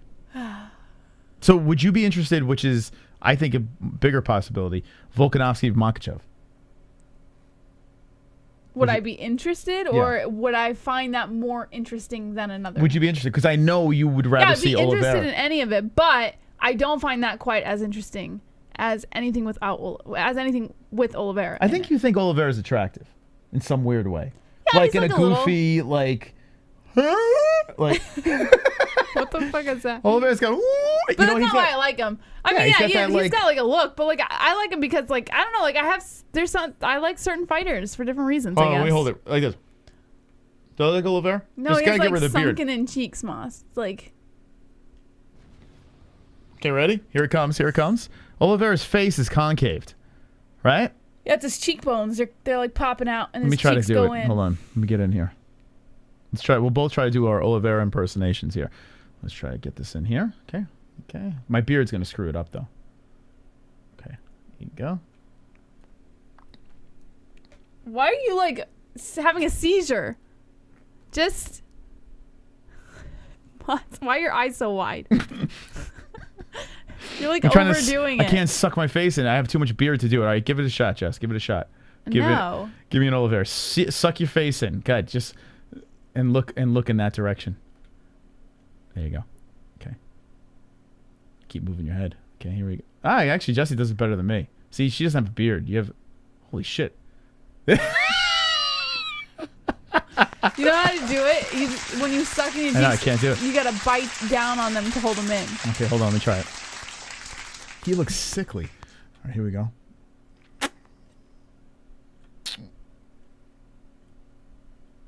What are you doing? Why is your mouth doing that thing? My thing? face is too fat. I can't do it, man. My face and my beard, everything's all fucked up. I can't. I wasn't born for it. I wasn't born for. Okay, give it a shot. Give it a go. Yeah, you got the cheekbones. You could do it. I don't have those cheekbones. Here, move your microphone real quick. Hold on a second. Put the green screen over the back of your chair. We got to get lower chairs. These kitchen chairs are so unprofessional. That's pretty good though. Yeah, that's dead on. I don't know which one's Oliveira, to be honest with you. So I think we figured this out. You like Oliveira because you look just like him. Maybe. Like, look at this. You are Charles Oliveira. Okay.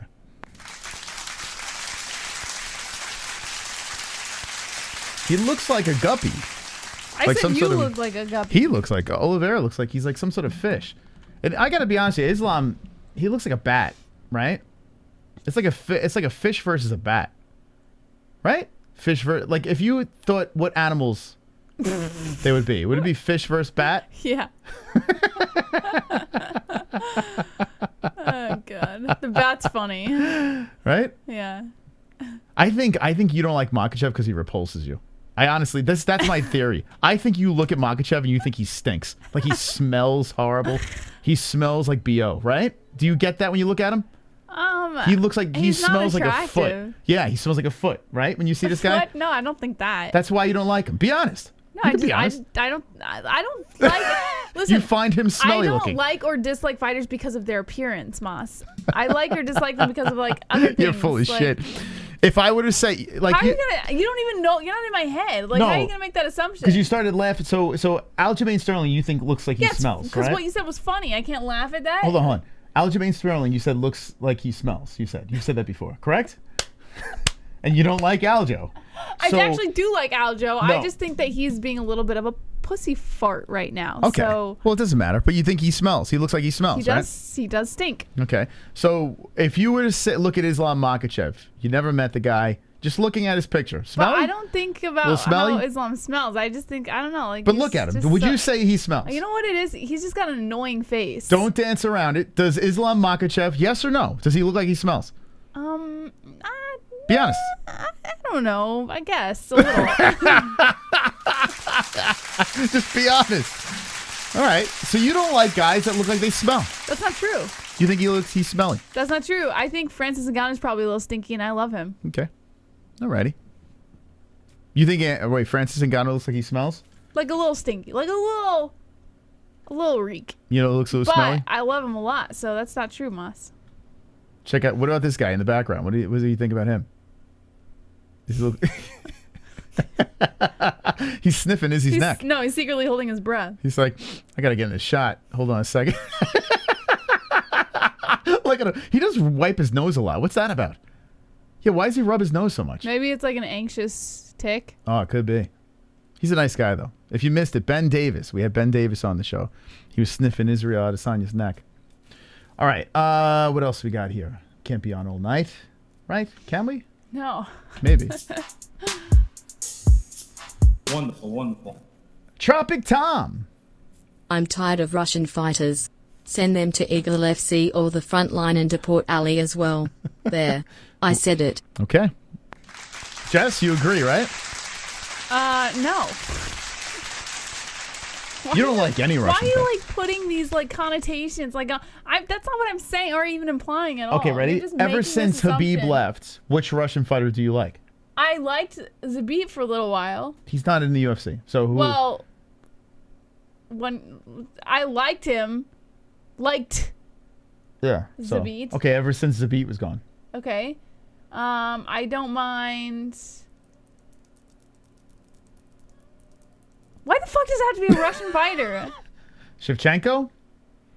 Yeah, she's alright, but I don't like women. What's with all the fighters. Dariush stories? I'm scrolling down and I'm seeing a I don't know. bunch I of just Dariush. like scroll through and just like paste. All right, Gamrot, UFC fight with future champ Islam Makhachev. Gamrot, he's a problem. Gamrot is definitely going to be a problem down the road. You saw Charles Oliveira with the lion, walking around with the lion? Mm-hmm. Do I need to show you? Here, I'll show you guys real quick. It's Charles Oliveira walking around with Islam Makhachev, who Jesse thinks he's smelly.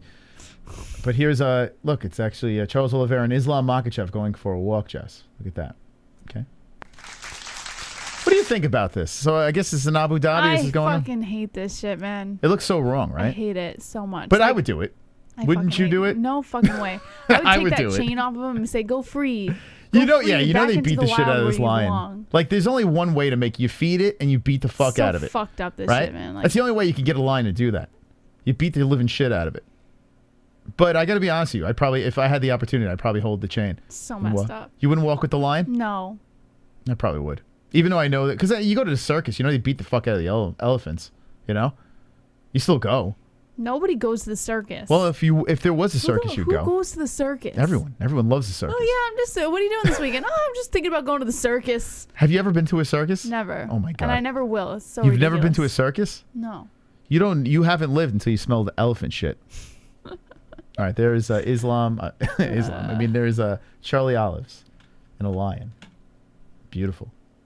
One's in the chat if you would walk with abused lion. If you do that. Here's a beautiful animal, though, right? Okay, let's see what else we got here. Oliveira has calm response to Makhachev's 280. Yeah, okay, we saw that. Midnight Mania was this. All right, enough of the Dariush. Volkanovski, so that. Let's see. Anthony Smith, I'm done doubting Charles Oliveira. This is why he's going to lose. Because I was on the Oliveira train. I was picking him every fucking fight. Charles is winning. Charles is winning. Charles is winning. Charles is winning. I'm always picking Charles. Charles in charge of our days and our nights. You know? Always picking Charles. But here's the thing. This is the time where I jump off. Everyone was doubting Charles. Now they're picking him. That's usually how he loses. That's how people lose. When everyone jumps on the train, the fucking train falls off the tracks. I'm jumping off the train. I'm picking Islam, Jesse. Charles Oliveira is going to lose his fight. But Anthony Smith, I guess he's picking Oliveira. What do you think? I don't care who the fuck Anthony Smith is picking, honestly. Okay, me too. All right, let's see. Like, what's this Cub Swanson? What's up with Cub's face? oh, did you see this? He looks like a Lego. Did you see this? He looks like a Lego man. The media scrum was Cub. No, he what had did he someone do? answering all of his questions. Did he really? It was so fucking cringy, man. Wait, hold on a second. It was so Fill in, cringy. he wanted to test me, and he wanted to see if I answered everything correctly for him. What? It was so cringy. So I watched the we whole know thing. the change that's been made, the decision that's been made. So I mean, the weight class. How are we feeling at this point in the build-up? Well, Cub actually started cutting the weight about 4 or 5 months ago. Doesn't Cub Swanson here look like a Lego man? Right? His head? It looks like you could take his head off. You know what I'm saying? Mm-hmm. You know what I'm talking about, right? Lego man? Yeah. Only he needs the little circular like cap on the top so that you can put things on it. Let me see. Lego man. Hold on. With beard. With beard. Okay. Yeah, that's Cub Swanson. See the circular cap? So you can put a little hairpiece on it. Hold on, I'm going to put it on the screen. It does look like him. Hold on a second here. Bear with me, guys. God, that's crazy. No neck. Cub, an OG. He is. Don Juan. That is funny that he did that. Oh my God, it was cringy, man. So what's he just wanted, some attention, a little extra I don't know. attention? Yeah, I guess. I mean, it got him in the headline, so. Now you just got to put sunglasses on him. It does look like it. Look, that's Cub. That's Cub Swanson. Look. There it is. That's fucking Cub Swanson. So he's, oh my God. We came in, we did all the proper steps. He did the testing here at the PI, and we actually did the... So he didn't answer one thing. Yeah, he didn't. On paper, it does look like it's going to be a pretty exciting fight. I mean, is that the type of matchup that you're anticipating? And who is this guy? Yeah. Dan Argueta? I think we've been looking... Okay, all right. I'm good with this. Thank you, Cub. Did anyone sit through the whole thing? I mean, I guess it's... Yeah, because if you're going to ask all the same fucking questions over and over again, you got to poke some fun at it, right? I guess. Okay, what else we got here? Beautiful. Leon Edwards believes eventually Conor McGregor fight would be easy. Okay. All right. This is boring. It's a boring article. All right. It's horrible. And we spoke about that. And let's see. Matt Riddle believes John Jones was clean in wrestling. Okay, great. Thank you. All right. We've done it all. By the way, there is a UFC fight this weekend. We'll give our picks on Friday. You got anything you want to add?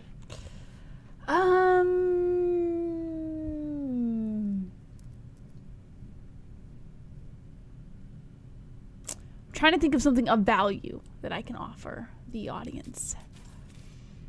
Well, this room exists now, Jesse. So Can I sit in this room like this? You could, but it's going to take some time to put together. Oh, okay, forget it. Do you want to do it? Will you do a chill impersonation? No, I'll put it I don't together. do any impersonations. I'll put it together. It's All not right, we my can't thing. show our secrets here. No, I don't want to do it right now. I don't do any impersonations. All right, chat. If you have any last words, get them out. Hit the like button. Ben Davis, thank you for coming on the show. If you missed Ben, check it out. Run it back. He was actually pretty. He was pretty good. All right, last comments from the chat, and we're out of here. I can't say F word because it bleeps straight Gus out. Tatsuro Tyra, my lock of cards, is Tony. Damn it, came on late again, says JJ. You sure did. Chael might sue you for steal. Oh, let him.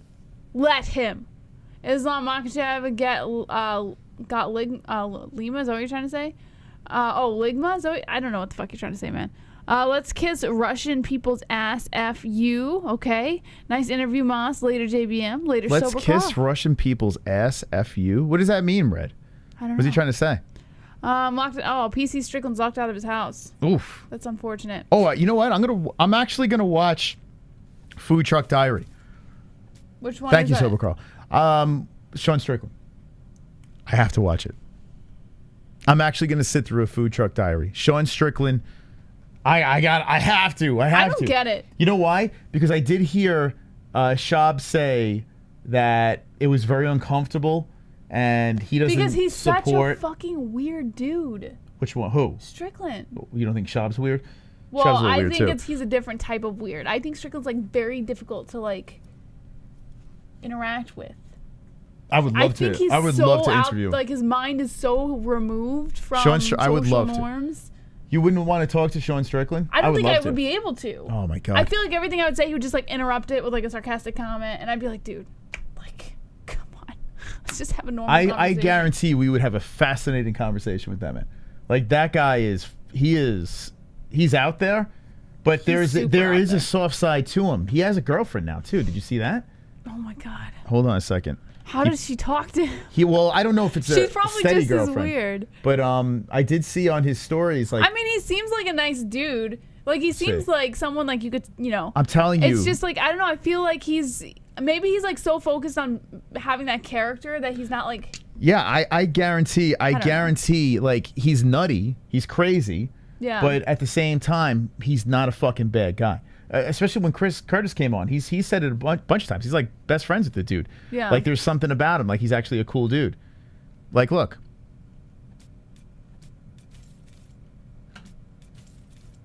After this fight, I'm gonna buy me a fucking Hellcat, 700 horsepower, all the bling. But then I got knocked the fuck out. So now I'm what is this? My Hyundai Accent. He's buying a Hyundai Accent, Jesse. Look at that. He's buying Korean. I don't know. He doesn't really post much. He just a lot of stories, but his stories vanish. So I don't know, Moss. He's just he's a weird dude, man. Oh, did he put something up with? Oh, look at this. So he put something up when Theodoro died. It just says "Rest in peace, Elias." That's sad, man. That's nice. Can't believe this guy died. That's fucking nuts, right? Yeah. You know they fucked right after this picture. Did you know that, Jesse? They had anal sex. Too soon, Moss. Oh, okay. All right, Jess. Let's get out of here. We'll see them on Friday. Friday? Friday. All right. Thank you so much for joining us, guys. Thank you to our sponsors, Headrush, Sheath Underwear, MyBookie.ag, CBDX, UFC, and ESPN Plus, and Undisputed Belts. We will be live again on Friday at 10 p.m. Eastern Time for Fuka Friday, so make sure you tune in there. We're going to play the points game, and I'm going to fucking win so we can hear Moss sing again. Thank you, Julian Lane, for coming on the show, and as always, don't be an a-hole, be an MMA-hole.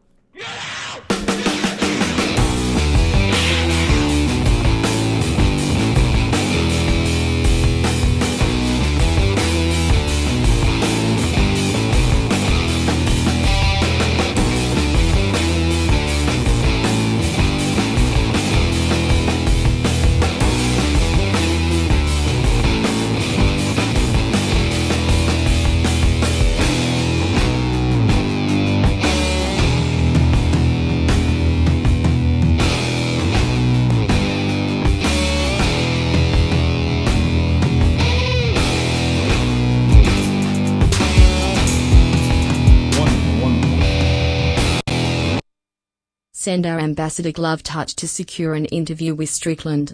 We will either get an interview or get some carnage. Either way, we win. Wonderful, wonderful. Thank you, Tropic Tom, for your support and your wonderful, wonderful donation.